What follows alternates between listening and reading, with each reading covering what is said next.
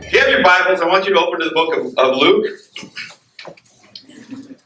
I'm going to read quite a little bit today, and I want you to follow with me. I purposely don't have it on the screen, so I want you to follow with me.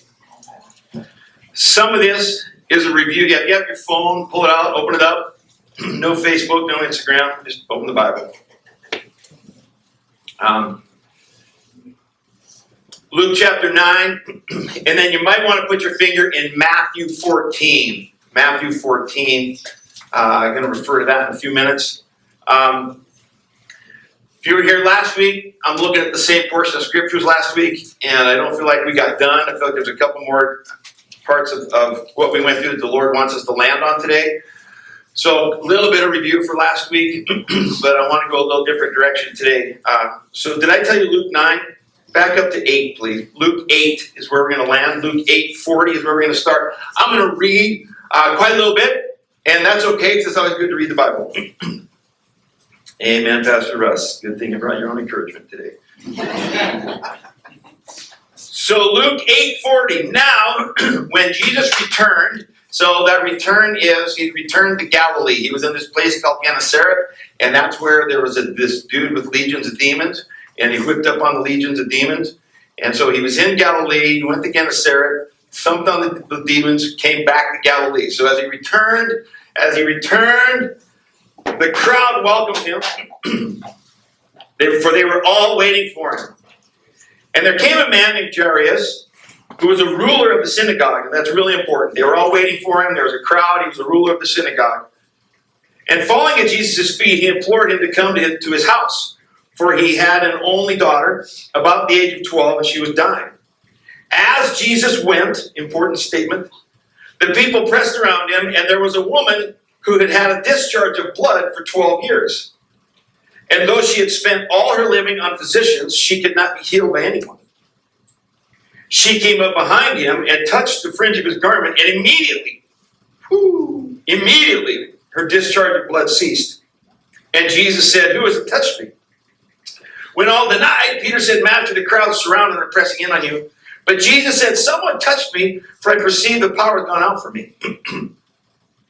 And when the woman saw that she was not hidden, she came trembling and falling down before him, declared in the presence of all the people why she had touched him and how she had been immediately healed.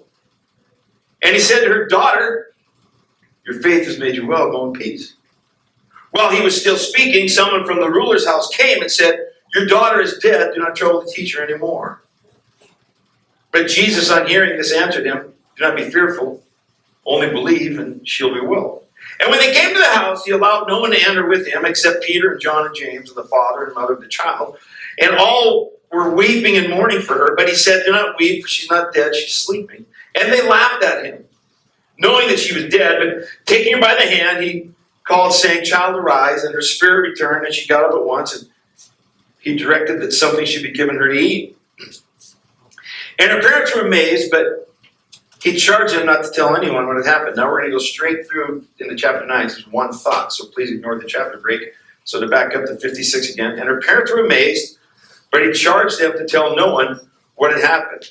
And he called the 12 together and gave them power and authority over all demons and to cure diseases.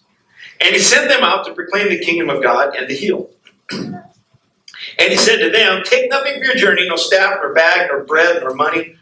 Do not have 2 tunics, and whatever house you enter, stay there, and from there depart. And wherever they do not receive you, when you leave that town, shake off the dust from your feet as a testimony against them." And they departed and went through the villages preaching the gospel and healing everywhere. So, quick review before we go where the Lord wants us to land today. We get Jairus, who's a synagogue ruler. He was the president of the synagogue. He was a president of a group of people that had already decided that Jesus was the enemy. He was a president of a group of people that had already decided that they wanted to kill Jesus, that he was a phony. He was a president of a group of people that had already decided that they were going to find some way to trap Jesus. He was a president of that community. He was the top of that community. And he had to choose to be a part of the crowd or to stand out and be recognized by name. He had to go against his community. He had to go against what he was the president of. He had to go against a group of people he probably loved and raised up in the community. His family, clearly, in the Hebrew world, raising up other priests under him. He had to choose to give up his reputation and to choose perhaps to give up his occupation. He was the highest pinnacle that a Jewish man could be. He was the ruler of the synagogue. And he had to decide, am I just going to be a part of the crowd pressing in, or am I going to be one that's recognized and written about in history? And in our walk with Christ, there has to be a time where we decide, I'm done just being a part of the crowd pressing in. I'm done just being lukewarm. I'm done compromising my life. I don't want to be a part of the crowd. I want to stand out. I want my name written in history when I see his face. Isn't it interesting that Jesus heals this woman, and the moment this woman is healed, the system brings bad news. Oh, yeah, the black woman's healed, but you know what? He won't do the same for you. You know what? God might have healed Rick's knee, but let me tell you something. Don't count on it for your own shoulder. Not going to happen. Pure Heart might have given $5,000, but there's no way you've got an extra $200 to give towards that building. That is just not going to happen. You see, you follow with me? I also find it interesting that when Jesus shows up, he clears the room. And the only people that get to see the miracle are the ones that believe for the miracle. Pete, Jim, and John, mom and dad. The rest of you, out. And he calls them, this man is called out to do something that's laughable. If you look at Matthew 9, which you didn't have you turn to, but in Matthew 9, the same story is repeated in Matthew 9, but what I love about the story is it talks about, give a little more detail about the woman with the bleeding, and it says, with expectation, she thought, if I can just touch him. Can I just be really, really real and really, really raw today? Can I do that? Okay, if I offend you, you either have to forgive me or not go to heaven. Okay? She expected something from Jesus. And I really have to ask, when was the last time we came to church expecting something from Jesus? Oh, we come to church expecting a good children's program. We come to church expecting a good music. We come to church expecting a good preacher. I don't blame you. We come to church expecting comfortable chairs. We come to church expecting the right temperature. And we come to church expecting people to treat us well. But when was the last time we came to church expecting an encounter with Jesus that would change us forever? I'm no longer, because of frustration reasons, have pulled myself from, but I was on this group of surprise Christian Facebook page. It was a Christian Facebook page. And earlier in the week, somebody posted, hey, I just moved here. Can you recommend a good church? And I watched all the posts, all the responses. Every single response. Now listen to my whole statement. Don't stop halfway. Every single response was, come to our church, we have this great program. Every response was in reference to a program. Not one response was in reference to the presence. Now, I believe those pastors and those people that are running those programs love Jesus and are trying to make a difference in our community. And this is not a hack on any one of them. I would never, ever, ever insult another life-giving church. I want to insult church attendance mentality. That's what I want to insult. It's okay to expect programs. Listen, let me be really honest with you. Andrea has done an amazing job staffing his children, taking care of those children, making sure they don't die. She has done an amazing job. And from day one, she has stepped up and done a phenomenal job. But let me promise you something. If in your house it's more important to you that your child is in a good children's program than is it your child encounters Jesus, we're just perpetuating the very thing I want to insult today. We have grown so accustomed to attending church without experiencing Jesus, that's now normal.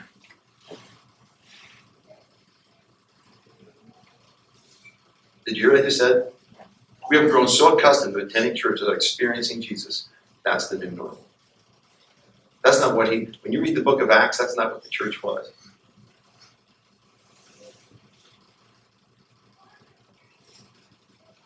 Matthew 14, I had you stick your finger in there. Matthew 14:34. Watch this. And when they had crossed over and they came to the land at Gennesaret, now, went to Gennesaret, whipped up on some demons, went back to Galilee, healed the little girl, healed the woman with blood. Now he's back to Gennesaret where he whipped up on the demons. And last time he was there, he told the dude that had the demons, no, look, you stay here, go tell people about Jesus. Guy's like, I haven't been to Bible school. Yeah, exactly. That's why I sent you. Okay? Now Jesus is back, and it says they crossed over and they came to land at Gennesaret. And when the men of that place recognized him, they sent around to all the region and brought to him all who were sick and implored him that they might only touch the fringe of his garment. And as many as touched it were made well. Now there's so much just been said here.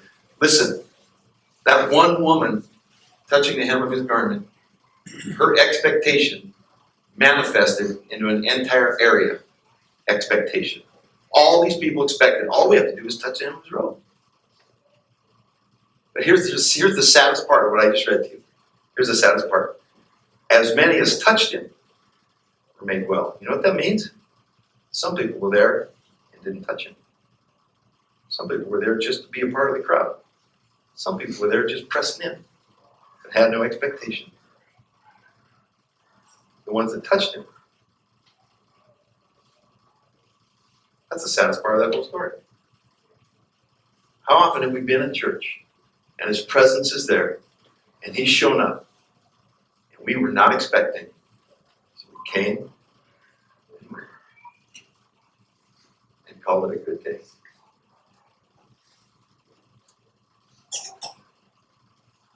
How often do we blame the crowd? How often do we blame the crowd? Or we mock the crowd. Yeah, I don't want to be part of that crowd. I don't want to be part of that crowd. I want to be the one guy that steps out. I want to bring home the crowd today. I want us to face the crowd that lives in our house. I want us to face the crowd that lives in our house.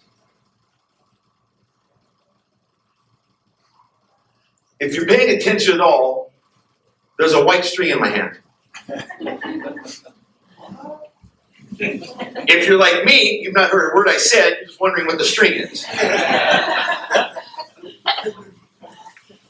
Like, if you would tell us about the string and then start over, we'd be good.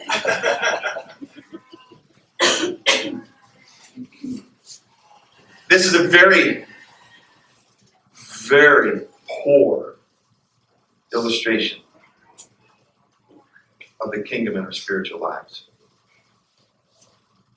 Let's say that this white robe symbolizes eternity. It symbolizes forever. It symbolizes when we go to heaven.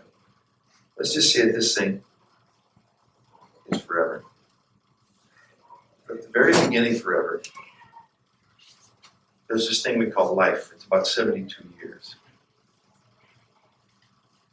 And this determines this. This influences this.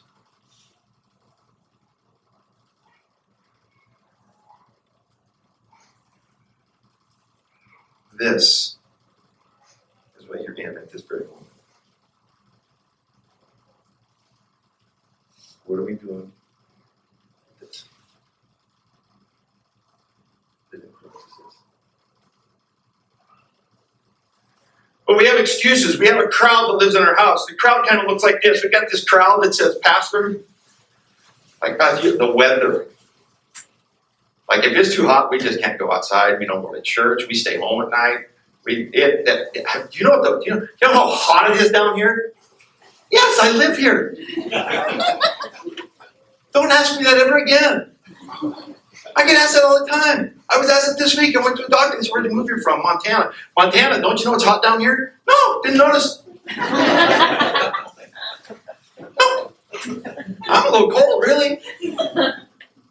Pastor, like, we get the weather is hard on us. It's hard. Listen, I get that you want us in church, and you know how hot it is down here? We got this weather going on. Yeah, I understand that. We got this weather thing going on. And Pastor, you know what I need? I need my sleep. Bible says people need sleep. In fact, doctor says I need 8 to 10 hours of sleep. I've got. You want me to get up and be at church by 10? I'm not calling anyone out that's named Eric.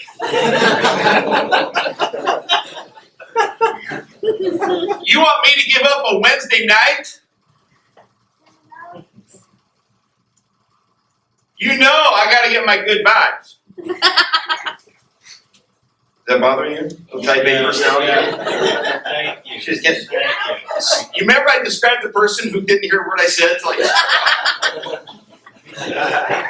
She's like, I don't care what he's saying, that rope, it's got to go. So then we have, don't worry about my eternity. Oh, but Pastor, listen, you don't understand. You don't understand. Like, my gosh, we have car payments. I got to work. We got serious car payments. In fact, we got 2 really nice cars and two really big important payments. Pastor, you can't. You know what I mean? Like, I could work and make a few bucks on Sunday. I can work 60 hours a week, pay for these babies. But you want me to pray for an hour a day? Well, now you're a lunatic.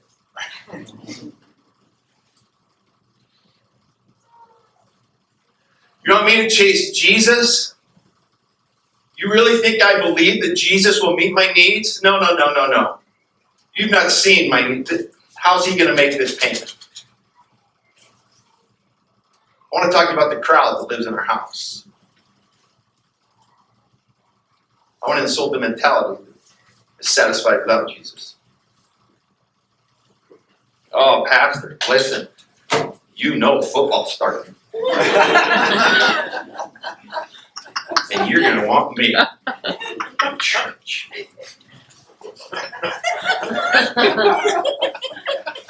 Do you not know it's not only hot, but there's a team called the Cardinals here? And you want me to be in church? When what those guys do at the end of the season and the millions they make will have zero influence on my personal bank account, but I am going to go watch them.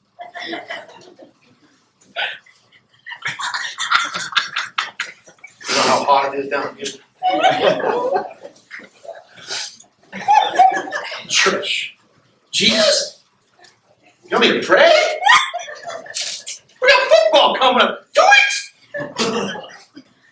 I just got to tell you now, Pastor, I may not make it every Sunday because those boys run around on TV and I just got to watch that TV. You know I got kids in school.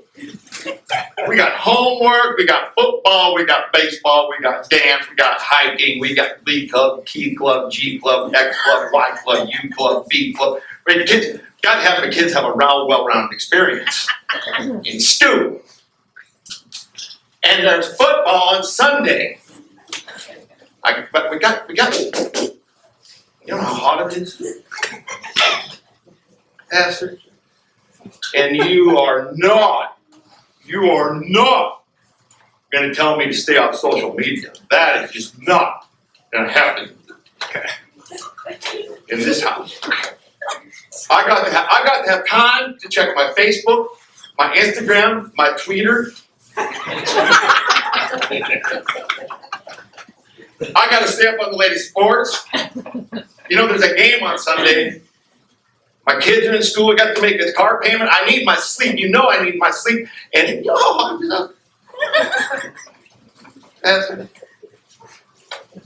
and let me tell you something.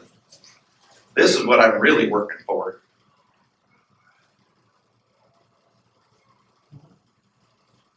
This is really where my building fund is going.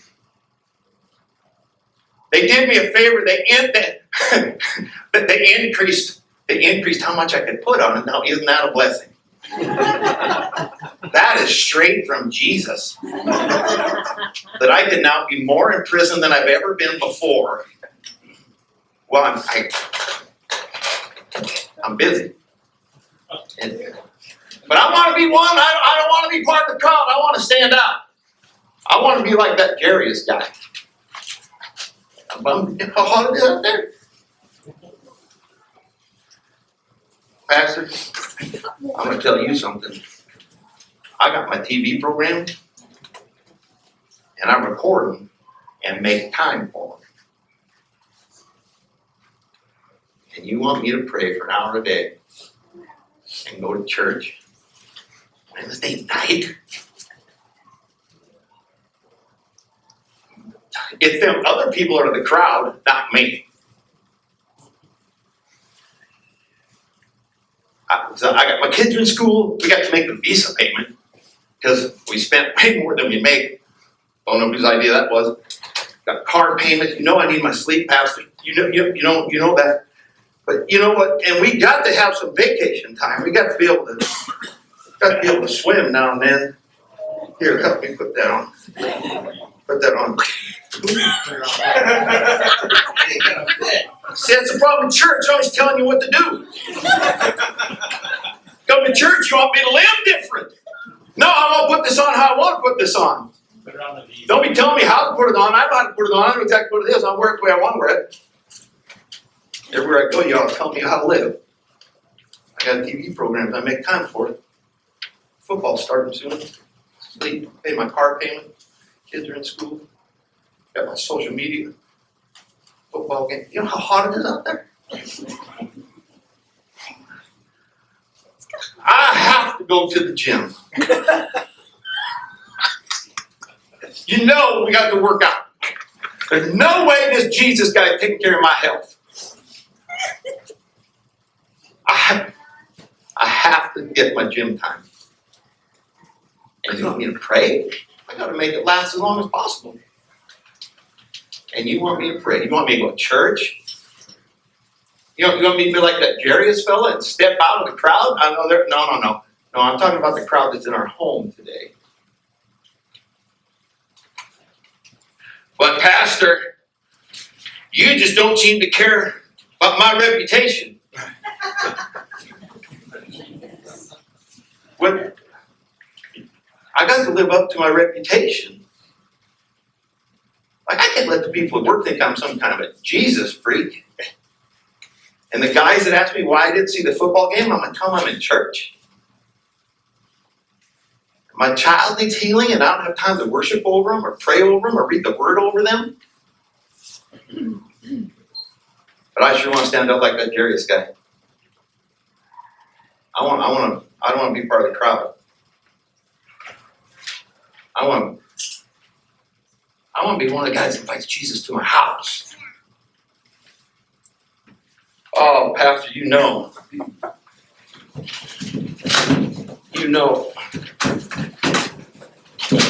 I got some cleaning to do.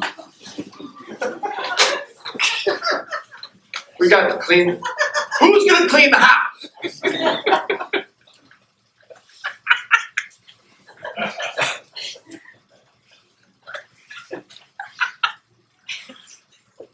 And we pack all this around. And you may not be packing it like I am right now, but we come into church on Sunday looking just like this. And we can't figure out why we can't raise our hands in worship. We can't figure out why we don't leave here any different through worship. We want to be like Jarius, and we want to blame the crowd, but we won't look in the mirror and say, I'm so satisfied without Jesus, but I'm really not. The emptiness that I have without Jesus, I've filled with this. And so now I feel satisfied, and if on Sunday you'll just scratch my itch a little bit, I can call it a complete life.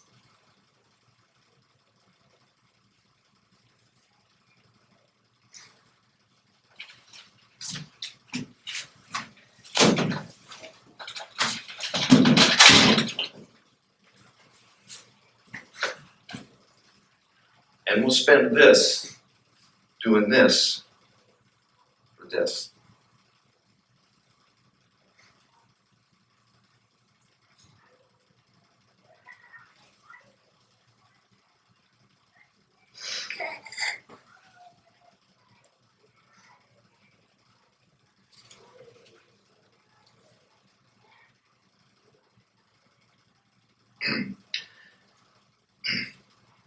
And I really think Jesus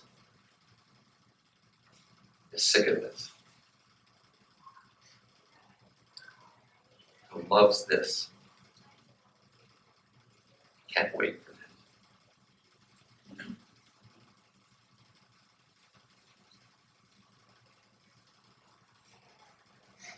But we become so accustomed to life without him.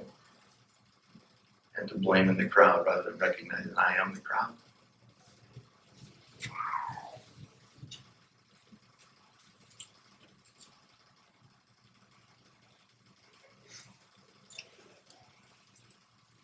And when was the last time I expected? And my expectancy was so large that it made other people expect it. Oh, we do it all the time. I can buy a new car and make you want one too.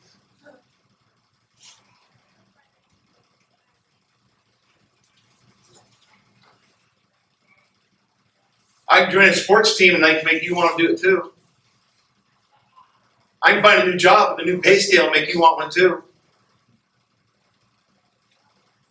But I can't seem to expect Jesus and make you want it too. Because I spend this doing this. This.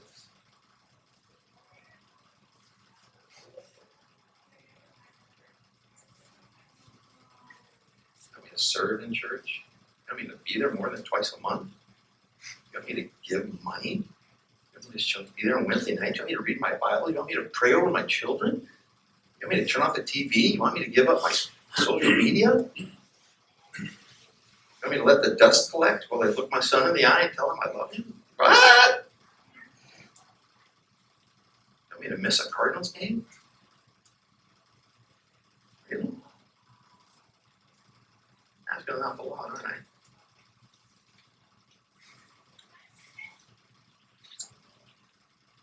I don't want to be a downer, a Debbie Downer today. But I do want to insult our satisfaction of living without Jesus. And just in church, can we just be real? I asked you if I could be real today. If you're around me very much, I'm a pretty up-tempo, love life, optimistic, bring encouragement guy. But I will not pastor a church where programs supersede presence.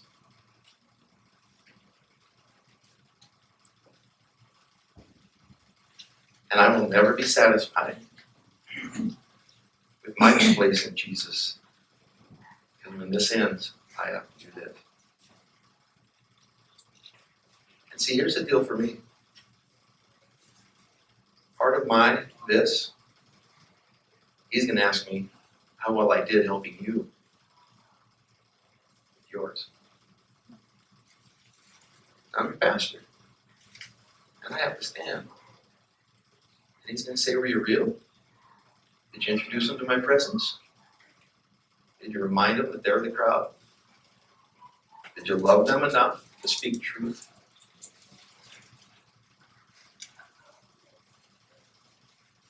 So that this isn't wasted on this, but it's invested in this. That makes sense? Amen.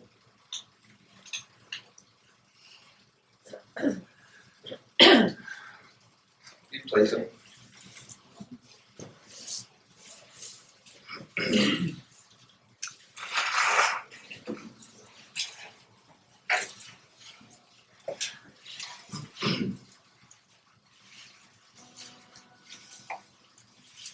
One of the giants of the faith in the history of the church, Daniel Smith Wigglesworth,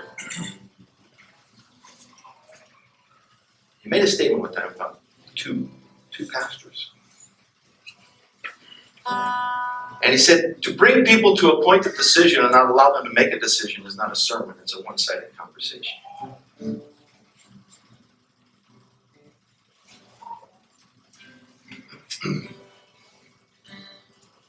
And today I think that I've brought us to a place of decision. Now you get to leave here today mad at me or not. And frankly, I don't care. I mean, you know what I'm saying. You're not really mad at me.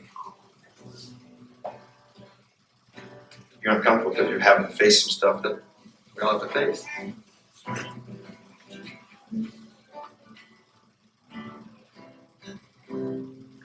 But I hope that I brought you to a point of decision. We're just going to take a minute and pray. Because if we're going to move into El Mirage and move into a building, if all we have to offer that community is another program and not the presence, let's just open a YMCA. Let's call ourselves the Elks Club. I don't want to do that. We owe them more than that. But if we aren't going to pursue it here, if we're not hot for the expectation here, it's only going to get worse over there. It's a bigger building, more work, more demanding. If we're not hot for his presence here, we won't be there. And if I'm not willing to look at me and say, you know what, I'm the crowd. I'm the crowd.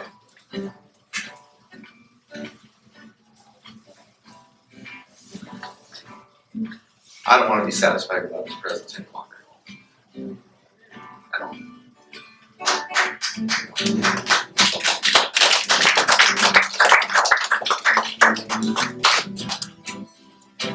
So right now, I'm just going to let Jocelyn play. I'm going to ask you to go before Jesus just for a few minutes. I know I went a little long, but you guys relate to.